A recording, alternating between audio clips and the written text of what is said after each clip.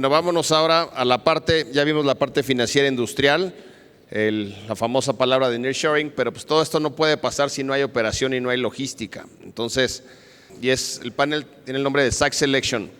¿Cómo optimizar el network de distribución para supply chain? Centros de distribución inteligentes, impacto y la evolución reciente del mercado de supply chain en México y las áreas de conexión para entrega de mercancías, clases de activos, valores inmobiliarios, inflación, tasas e implicaciones para la capitalización del mercado inmobiliario y de supply chain. Voy a pedir a nuestros panelistas que pasen, por favor. Aquí los tenía. Listo. Voy a pedir que pase a mi amiga Linda Hernández, que es la Logistics and Rail Transportation y Real Estate Development en el Canadian Pacific Kansas City Rail de México. A Guillermo Sepúlveda, que es el director de Real Estate de DHL Supply Chain para México y Colombia. A Patricio Gutiérrez, que es el CCO y director de Frontier en Narta Capital. A Carlos García Varela, que es el Senior Vice President de Industria y Logística de Coldwell Banker Commercial. Voy a estar moderando yo por parte de Inbound Logistics México. Bueno, un aplauso para ellos, por favor. Y para mí también.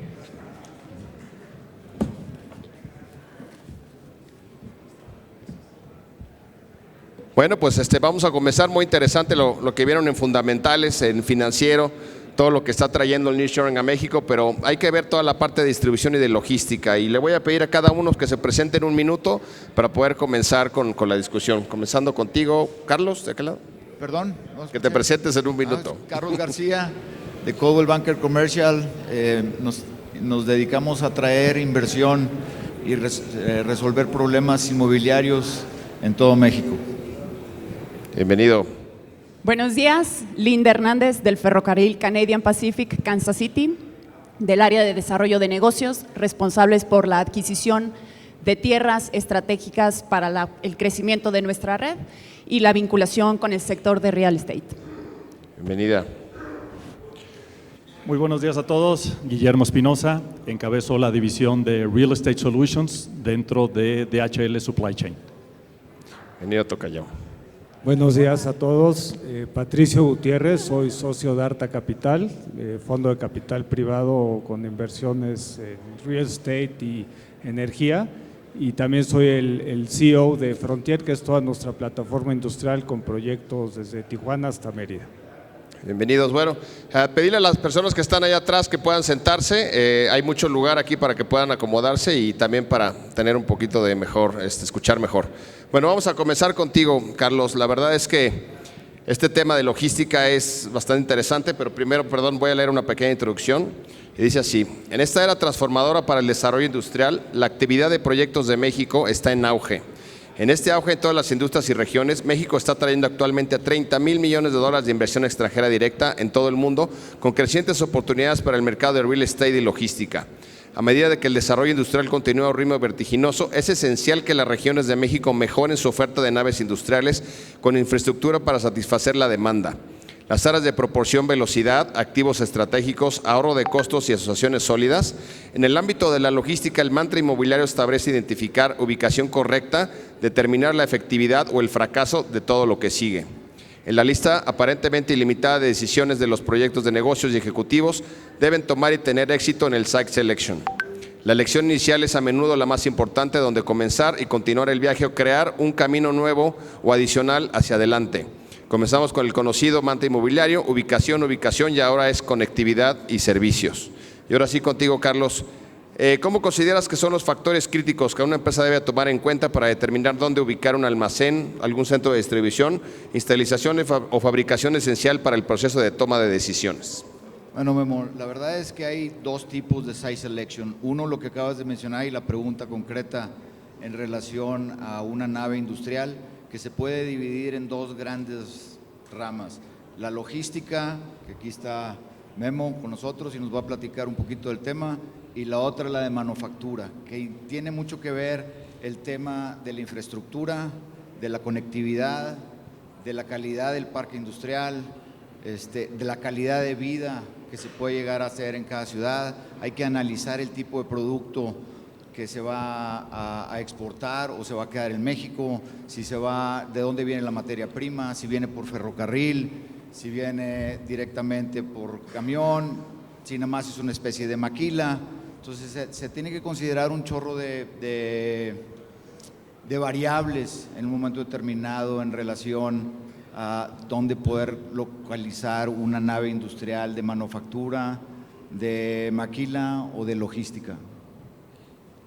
Bien, ahora contigo, Linda, después regreso contigo, Carlos. No, más bien, perdón, con Patricio. Dice, la velocidad de comercialización es un factor crítico para la mayoría de las empresas que buscan construir una nueva planta. Para un desarrollador, ¿cómo se trabaja para responder a esta demanda de nearshoring, infraestructura, servicios públicos y en particular el reto de reducir estos plazos del proyecto y precios? Gracias.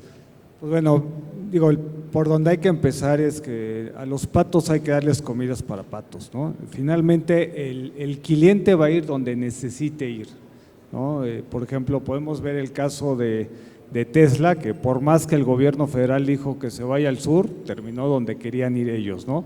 Nosotros tuvimos un caso igual en el pasado, nos tocó ver lo de BMW en San Luis Potosí, el gobierno federal quería que se fuera a Hidalgo y finalmente BMW quería irse a San Luis Potosí y ahí terminó, ¿no? Entonces, una de las partes es entender eso, no vamos a forzar al cliente a ir a un lugar donde no va a ir, ¿no? Segundo, obviamente viene el tema de la velocidad, quieren la planta para ayer, ¿no? Entonces, obviamente regresa a tierra con infraestructura, y infraestructura quiere decir que tenga mano de obra alrededor, que tenga las vialidades, que tenga la energía eléctrica de veras, no como nos pasa a nosotros que vamos a un terreno y nos dicen, no, sí tiene energía eléctrica, acá pasa una línea, ¿no? Digo, no, pues tienes una restricción, no tienes energía, ¿no? Entonces, al final del día, el tema de tener tierra preparada para cuando llega un cliente, específicamente si es un build to suit, va a hacer toda la diferencia. Y por otro lado, tampoco ir en contra del mercado. Si tenemos una nave inventario, ¿no? Una nave especulativa, finalmente hay ciertos mercados que son lógicos para los clientes, ¿no? Me llamó la atención ahorita que platicaba Javier de Mérida, ¿no? Mérida, todo el mundo quiere ir a Mérida, ¿no? Nosotros ya hemos desarrollado en Mérida, le hicimos un centro de distribución a Amazon allá. Amazon era una necesidad que ellos tenían y hemos tratado de llevar más clientes al parque que tenemos allá y es muy difícil porque está un poco desconectado hoy en día, ¿no? Entonces, si no tenemos un producto en las zonas donde realmente hace sentido para estas empresas, va a ser muy difícil atraerles. Buenísimo, pues ya cumplimos esa parte de primera pregunta de la parte de real estate. Y voy contigo, Linda, porque la parte de distribución es súper importante y el site selection me gustaría saber desde la perspectiva del ferrocarril, ¿no?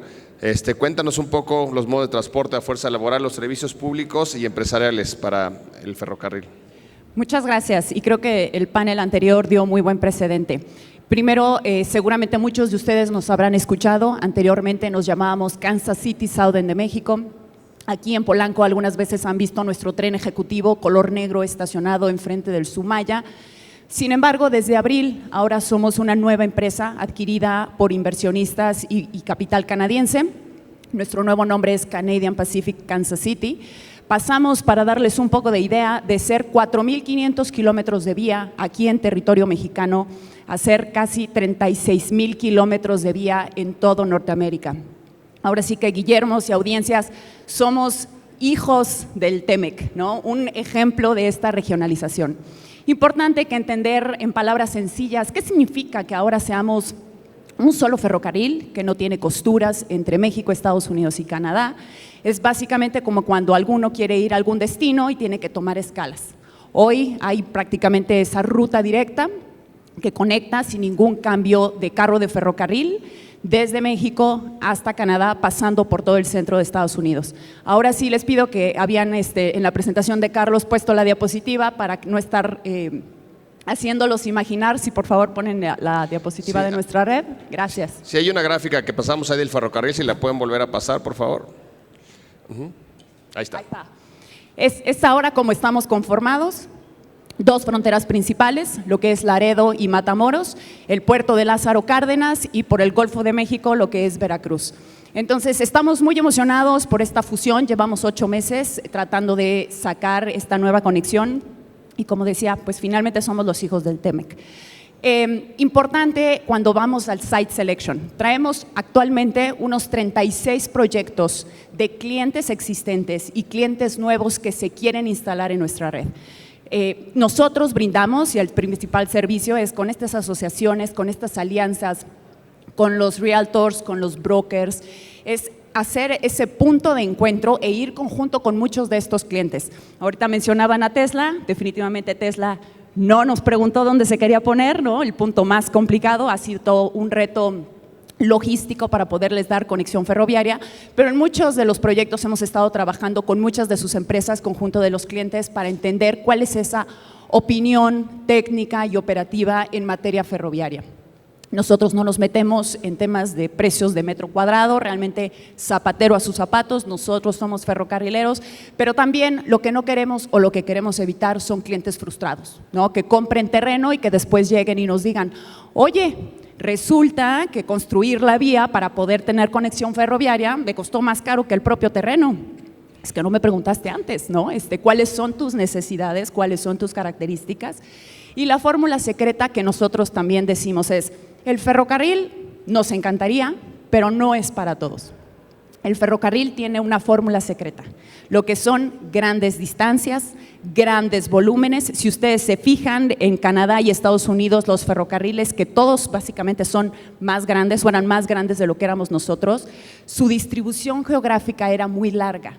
México tiene una presencia y una dominancia por el autotransporte.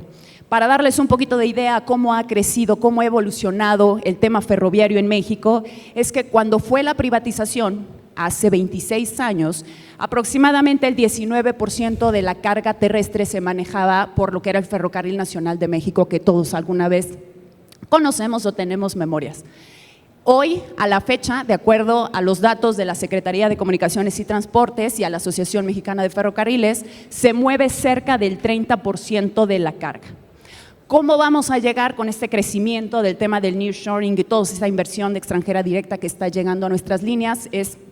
Creemos que pudiéramos estar alcanzando un 35% de participación en el movimiento de la carga ferroviaria.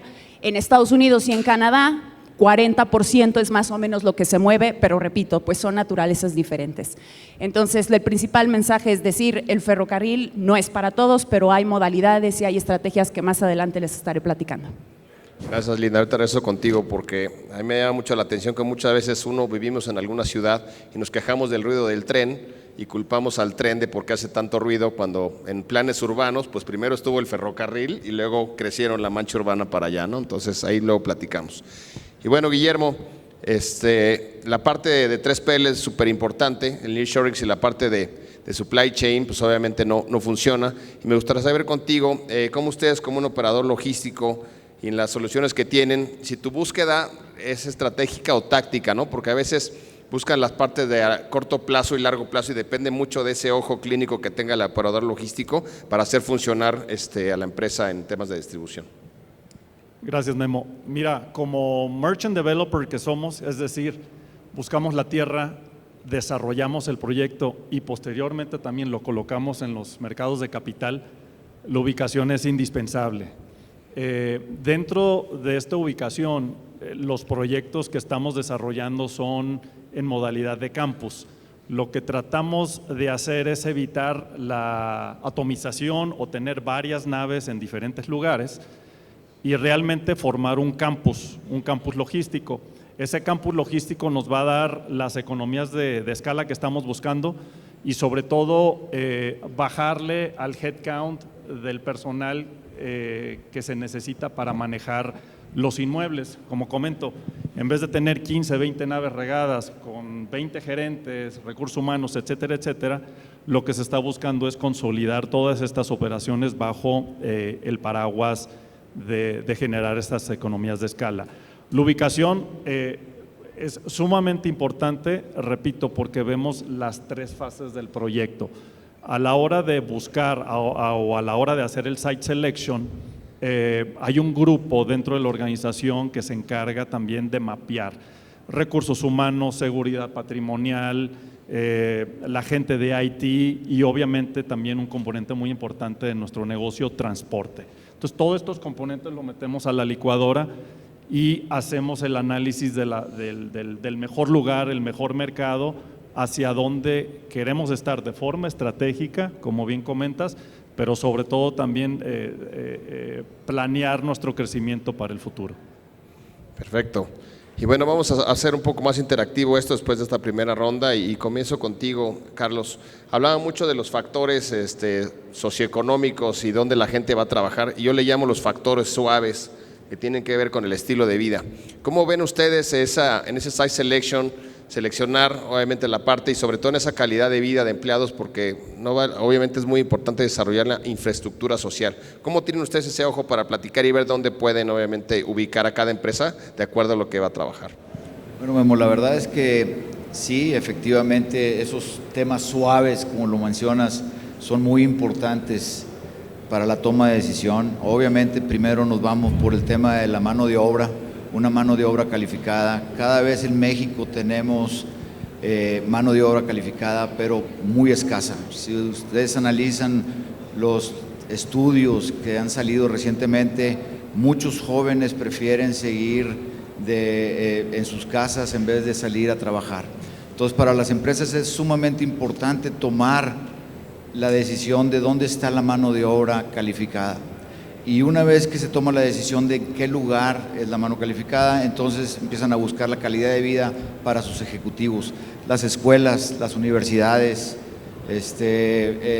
la calidad de vida para sus familias en un momento determinado, la seguridad es sumamente importante. Entonces sí, definitivamente esos temas son de relevancia para la toma de decisiones, para el site selection. Contigo, Patricio, porque eso también lo platicamos en la llamada. Bueno, México es de los países que más producen ingenieros, pero pues todo el mundo podría ver ingenieros, pues el TEC de Monterrey, y a lo mejor la mano de obra más calificada está en el norte, pero hay que ver porque obviamente pues México es muy grande y platicaba contigo, pues ese nearshoring toca a toda la república, ¿no? Entonces, ¿cómo realmente ver por ubicación? Porque pues frontera ya hay en todos lados. Sí, claro. Digo, nosotros, el tema de nearshoring, que digo, obviamente ya platicamos mucho en el panel anterior de esto, está de moda el nearshoring, pero digo, si nos vamos muy atrás en el tema desde las maquilas y todo, pues ya se venía esto, simplemente son una tercera ola, ¿no? Como comentaba Javier hace rato. Para nosotros, como vemos, el nearshoring no es frontera, nada más. Si te pones a ver el país tratando de simplificar, para nosotros vemos Tijuana es muy importante, tiene Ciudad Juárez y de ahí tu siguiente gran frontera, dejando un poco Reynosa de lado, es Monterrey, ¿no? Porque Monterrey estás a 2 horas de frontera y es frontera. Pero de ahí ya empieza a permear hacia abajo a lo que sería el Bajío, San Luis Potosí muy importante, luego la parte de León, quitando un poco los problemas de seguridad de Guanajuato, pero León, Aguascalientes, y la verdad es que la Ciudad de México se vuelve un punto muy importante también. Nosotros tenemos empresas, por ejemplo, aquí en un proyecto nuestro en Hidalgo, que están dando servicio en nearshoring y servicio a las automotrices, tanto el Bajío como las que están en Puebla, ¿no? Entonces, de alguna manera, ¿por qué a estas empresas les gusta estar? Que tiene que ver con lo que platicaba Carlos ahorita. Pues el director de la planta vive en Polanco y hace 45 minutos al parque, ¿no? Ni siquiera se tiene que mudar a Pachuca. La mano de obra que tienen al lado Tizayuca, hay muchísima mano de obra, hay universidades y más allá, por ejemplo, en este proyecto en particular, pues nos hicieron favor de poner un aeropuerto junto, ¿no? A 15 minutos, y todas las vialidades que dan de aquí hacia el Arco Norte las arreglaron. Entonces, si te pones a ver, pues las empresas que están llegando ahí, realmente la mano de obra y la especialización de mano de obra que pueden tener, que hay en el centro del país, pues están pudiendo captar esa parte, ¿no? Y contigo, Liendo, esta es la parte de infraestructura, porque obviamente el ferrocarril y ustedes como Kansas City pues han invertido muchísimo en México, ¿no? Yo veo desde la ruta y la parte que están haciendo ahí en Michoacán, son la verdad bastante altruistas, pero y ahora con esta conectividad que tiene, pues también tienen que invertir en operadores, en toda la parte de ferroviaria, ¿no? Porque obviamente entre más vías, más conectividad, más servicios de infraestructura, pero necesitas también operarlos y que la gente tenga esa cultura de que todo es rápido, ¿no? Y mucha gente escuchamos que probablemente ustedes en los medios escuchen, es que las vías son las mismas que trazó don Porfirio Díaz. ¿Y qué creen? Que sí son las mismas vías que trazó don Porfirio Díaz, porque realmente conectan las principales ciudades industriales de México. Sin embargo, las vías definitivamente no son los mismos rieles que teníamos hace más de 100 años, ¿no? La tecnología para crecer, para invertir en esa capacidad e infraestructura es completamente y totalmente diferente. Darles un poquito de referencia, como lo escuchamos en el medio, esa bestia, y porque es una bestia, ¿no? Realmente traemos trenes de 120 carros de longitud. Cada carro trae en promedio 80 toneladas. Eso significa que por cada carro de ferrocarril se puede convertir 3 camiones que van en la carretera a lo que es el ferrocarril. Entonces, y solamente ese tren de 120 carros se conduce con 2 personas, 2 tripulantes, maquinista y conductor, es todo. Entonces, al final también tenemos un mensaje ambiental. Ahora, cuando nos vamos a infraestructura, y les pediría yo, también traigo por ahí una diapositiva, tenemos que soportar y tenemos que invertir en donde los clientes se están ubicando. Hay 3 proyectos que hoy les quisiera yo compartir que han sido relevantes y últimamente más sonados en el medio. Lo que es el libramiento de Celaya, que la verdad es que yo llevo 15 años siendo ferrocarrilera, ahora sí que por oficio, ¿no? Y de esos 15 años, creo que 12 años llevo escuchando ese famoso libramiento ferroviario de Celaya. Hace 2 meses firmamos ya un acuerdo con la Secretaría de Comunicaciones y Transportes porque realmente a quien le competía y estaba obligado a invertir para sacar las vías del tren, como decía Guillermo, que estuvieron antes, ¿no? Que mucho de ese crecimiento, casi que prácticamente hace 100 años decías, si tú vives del otro lado de la vía, ya vives fuera de la ciudad, lo cual eso ya no sucede, ¿no? Cuando escuchábamos a Harineras Elizondo, que estaba allá en Polanco, que ya es prácticamente el centro de Ciudad de México, pues antes no era así. Entonces, este libramiento de Celaya, firmamos, nosotros vamos a hacer una inversión en esta negociación, nuestra concesión federal, somos una concesión federal a 50 años, se ve extendida. Ahora, el segundo proyecto es que fuimos otorgados por un permiso presidencial para poder hacer el segundo puente ferroviario que conecta México con Estados Unidos en Nuevo Laredo. ¿Qué significa? Hoy estamos cruzando alrededor de 30 trenes entre México y Estados Unidos. Y es un solo puente, entonces ese puente pues son los trenes al sur y son los trenes al norte. Este segundo puente, matemáticas, simplemente van a ver lo doble de capacidad y un puente va a estar dedicado a todo lo que es el tráfico sur y el segundo puente va a estar dedicado a lo que es el tráfico norte. Hay algunas estrategias que también estamos ahora promoviendo. Todos los trenes tienen una etiqueta, tienen un nombre, entonces a lo mejor habrán visto también en algunos de nuestros medios sociales que estamos promocionando el MMX, Mexico Midwest Express, en donde está saliendo desde San Luis Potosí, llegando a un mercado premium que es Chicago en menos de 4 días. Competencia y una opción directa que antes no se tenía porque no llegábamos directamente a Chicago, y México también tiene una naturalidad y una exportación, un número de exportaciones muy importante para Chicago. Una alternativa que antes no se tenía y hoy es definitivamente una de las estrategias. ¿Qué más perseguimos? Nunca se ha visto el movimiento de frutas, vegetales y cárnicos en el tren. Hace 4 meses compramos una flota de 1000 reefers, 1000 contenedores refrigerados que permitan también una alternativa a los actuales exportadores mexicanos, que todos sabemos que nuestro país pues tiene una gama inmensa, ¿no?, de exportación de mango, fresas, aguacate, etcétera, etcétera, que hoy no la tenían, que ayer no la tenían y que hoy la tienen. Estamos ahorita justamente trabajando con muchas de sus empresas, con site selections, porque la infraestructura no existía, esos centros de acopio para que se puedan subir al ferrocarril no existían, entonces estamos empezando con este proyecto, principalmente en Salinas Victoria, al norte de Monterrey, y en San Luis Potosí. Son algunas de las inversiones y de la infraestructura y las alternativas que esta fusión de Canadian Pacific Kansas City está trayendo al mercado. Oye, Linda, ¿no estás haciendo tú el tren elevado o el tren Maya? El tren de pasajeros es algo que siempre preguntan, ¿no? Platicábamos. El tren de pasajeros nos han invitado a nosotros ser operadores, tanto el tren Maya como también el tren México-Querétaro. Lo que nosotros hicimos en Tren Maya es tener algunos de los operadores, estamos capacitando, pero la verdad es que nosotros no somos expertos operando trenes de pasajeros, somos expertos operando trenes de carga, que es diferente la logística. Para poder hacer, por ejemplo, el tren México-Querétaro una opción eficiente y que el usuario realmente se quiera subir, es que tiene que ser un tren rápido, porque si no va a seguir eligiendo el camión y va a seguir eligiendo su propio vehículo particular. Entonces, lo que hicimos ahí fue pagar un estudio a nombre con López Obrador, fue realmente un convenio en el que este estudio va a determinar toda la infraestructura, la inversión, el camino, el trazo y todo lo que se necesite. Yo creo que en los siguientes 3 meses puede salir ese estudio y pues bueno, veremos qué es lo que sale en respecto al tren de pasajeros. Veremos, ojalá. Y bueno, Guillermo, en la parte del operador logísticos, en esa infraestructura y la parte social, ¿cómo están ustedes identificando ese valor? Digo, el mercado de manufactura en México tiene desde los años 60, 70, han venido especializaciones en automotriz, en aeroespacial, ahora en chips, y me gustaría saber en la parte de logística, obviamente, ¿cómo vemos eso para esa capacidad de respuesta en la parte de fast track de distribución? Mira, para la parte de logística y sobre todo para nuestro personal y nuestra gente es sumamente importante.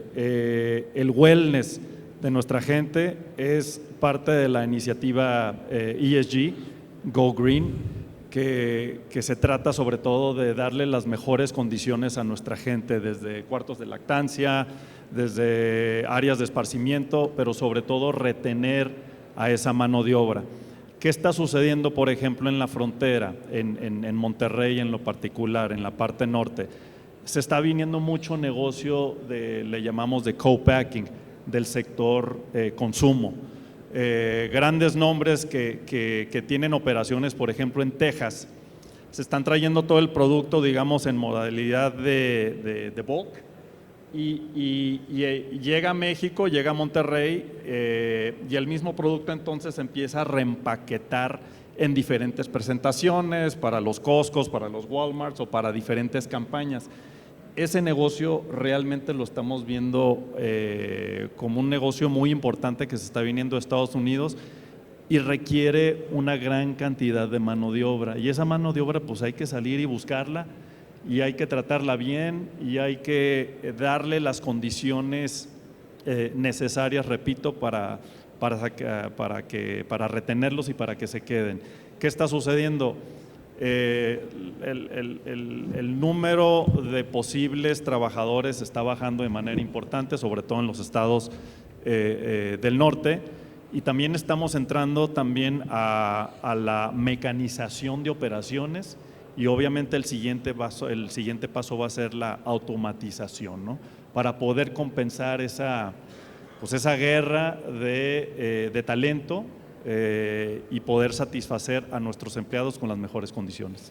Sí, en los EDIs ya cada vez son más automatizados, ves más robots, a los robots no les daba COVID, pero pues es real que tiene que haber algún operador y algún programador para obviamente hacer toda esa planeación y logística, ¿no?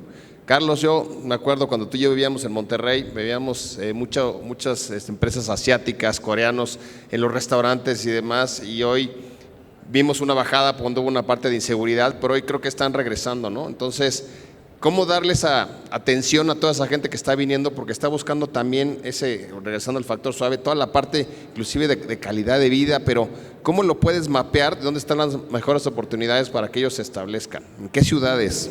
Pues mira, la verdad de todo es que nos hemos dado cuenta que con esta ola del nearshoring, muchas de las empresas, ¿y cuáles son las ciudades que más éxito han tenido?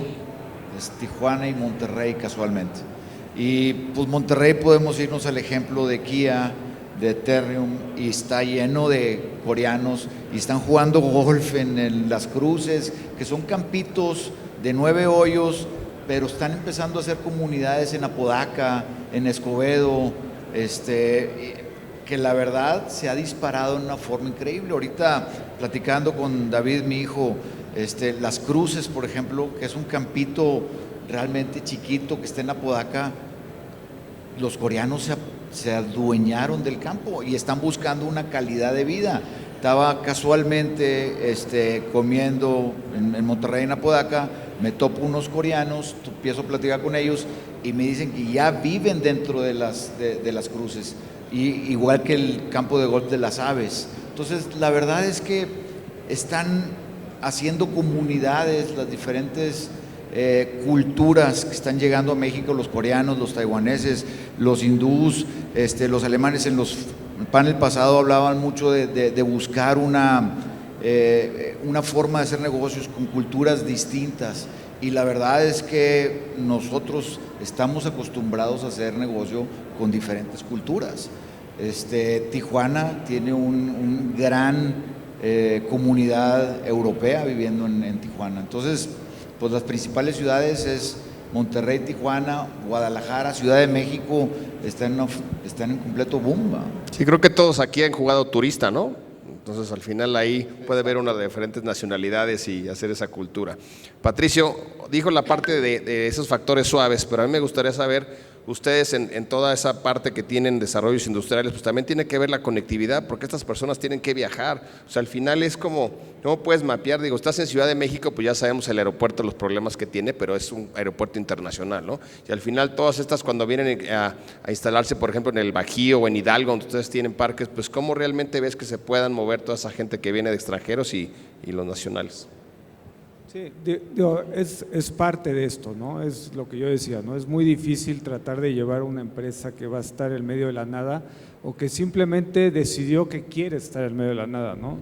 Y a lo mejor un poco, ¿cómo va a desviar un poquito del tema? Pero nosotros lo que vemos, específicamente si estás en una nave inventario, ya sabes tu mercado y ya sabes que vas a reciclar a lo mejor tus clientes varias veces y tiene que ser un producto muy comercial. El reto está, por ejemplo, con un build to suit, ¿no? Un build to suit, si alguien te lo pide, en una zona lo que tienes que estar pensando no es, ok, ya tengo un contrato de 10 años, buenísimo, ¿no? Hace rato estaba viendo un centro de distribución que hicimos de Amazon en León, ¿no? Pues para nosotros es muy bueno, ¿no? Amazon 10 años, super contrato, pero ¿qué pasa si mañana Amazon se va? ¿No? El edificio es muy especializado, lo puedo dividir, ¿no? Lo puedo dividir en 2, en 3, es cross-dock, o sea, ¿qué es lo que le voy a hacer a ese edificio después, ¿no? Entonces ahí empieza el reto, cuando nos ha pasado con algunos clientes que nos piden ciertos proyectos en lugares que luego no le vemos un uso al edificio, ¿no? Y las razones vienen detrás de eso, ¿no? Oye, pues no hay una comunidad cerca o falta de conectividad, y a lo mejor son empresas que quieren estar en ese lugar por algún tema logístico o de suministro de alguno de sus insumos, ¿no? Entonces, en ese caso, pues realmente nosotros ahí donde cambiamos es, pues mejor hacemos un build to suit en venta, o simplemente pues no es para nosotros, ¿no? Entonces hay que saber esa parte, y creo que el otro que es importante para que no se nos vaya el tema y lo toquemos, es el tema de la energía eléctrica. El tema de energía eléctrica lo platicamos hace rato. Sabemos que es un problema en todo México, sentimos que empieza a haber más recepción de parte del gobierno federal. Yo en lo personal soy parte también del consejo de la ANPIP, hemos tenido varias reuniones como consejo con CFE, empezamos a ver que hay apertura. Aquí el problema es que el cliente que llega sabe que hay una falta de energía, ¿no? Entonces se vuelve como una negociación de tianguis en Turquía, ¿no? O sea, te dicen, no, es que quiero 15 megas, no te puedo dar 15, bueno, dame 7, no, tampoco te puedo dar 7, bueno, dame 4, a lo mejor sí. Ya nos pasó con un cliente, le dimos 4 megas, usó 2 y nos devolvió 2, ¿no? Entonces el tema de la energía eléctrica es que es un activo muy importante ahorita, yo creo que en todo el país, hay que cuidarlo y no dejarse llevar porque una empresa decidió que, o sea, hay que analizar bien las necesidades que ellos tienen, realmente cuidar los que tenemos energía e inclusive porque sabemos lo que viene, pues es saber manejar con las empresas en este tema de site selection. Si hay la energía, pero hay que limitarla a lo que necesitas y siempre inclusive tener con este concepto de cuál es la siguiente vida para el edificio, es te presto los megas, pero cuando no los necesites me los regresas o yo te los recompro cuando te vayas, ¿no? Muy bien, ya vemos cómo negocia Patricio, así es que cuidado con la parte ahí cuando vean ahí. Oye, tocayo, y ya la última, en la parte de logística y relacionada a la primera pregunta, y con lo que estábamos platicando, ¿tú crees que la gente siga desarrollando just in case? Just in case, just in time. Buena pregunta. Mira, y te pongo de nueva cuenta el ejemplo del sector consumo, te digo, porque lo traemos muy calentito y porque estamos cerrando bastante negocio en Monterrey de ese tipo. El producto llega, el producto tiene que llegar en bulk, el producto se reconvierte o se reempaqueta en la parte de México, en Monterrey, y va de nueva cuenta a Estados Unidos. El just in case, el just in sequence para la industria, por ejemplo, automotriz, Puebla, Volkswagen, pues es un hecho de que hay que estar exactamente con las piezas cuando va pasando el trenecito, con las diferentes piezas y lo están colocando, ¿no?